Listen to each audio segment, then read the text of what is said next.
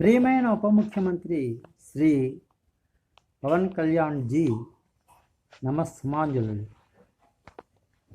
ఆంధ్ర రాష్ట్రాన్ని రక్షించడానికి, ఈ ప్రజల కష్టాలు గట్టెక్కించడానికి అవిరళ కృషి చేసి ప్రాణాలను సైతం లెక్క చేయకుండా యుద్ధరంగంలోకి దిగి ఒంటరిగా దిగి ముందుకు వెళుతూ అనేక సమీకరణలు చేసుకుంటూ ఆంధ్ర రాష్ట్ర ప్రజల యొక్క విచక్షణతో గెలిచి మీరు ఒక గొప్ప నాయకుడై ఈ రోజున ఉప ముఖ్యమంత్రి పదవిలో అక్కడ ఉన్నారు. మీకు అప్పగించిన 2 శాఖలు అతి క్లిష్టమైనవి. అదేవిధంగా ఈ రాష్ట్ర బాగోగులు మీ చేతుల్లో ఉన్నాయి. అవతల చూస్తే ఖజానా ఖాళీ, యువతలు చూస్తే సమస్యలు, సహస్ర సమస్యలు. ఇవన్నీ కూడా కాకుండా ప్రజల సహకారం ఎంతో ముఖ్యం. మీరు ప్రామిస్ చేసినవి ఆ యొక్క ప్రతిజ్ఞలు అనుకుందాం, వాటిని తీర్చడం కోసం మీరు అవిరళ కృషి చేస్తారు. అయితే ఒక చిన్న వీడియో చూశాను. 1వ తారీఖుకి నేను జీతాలు వెయ్యలేకపోతే రిజైన్ చేస్తానండి.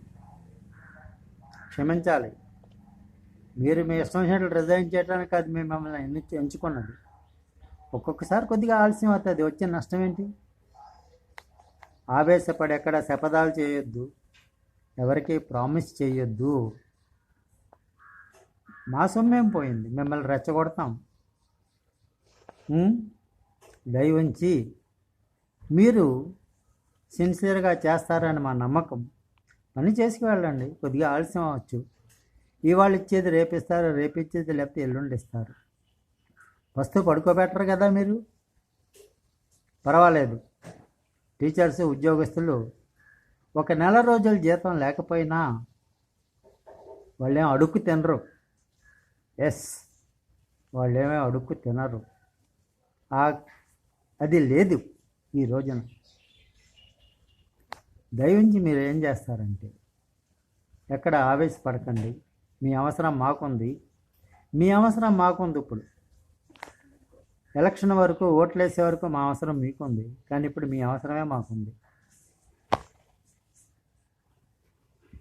మరి ఇంకా ఎక్కువగా ఏం మాట్లాడాలనిపించట్లేదు.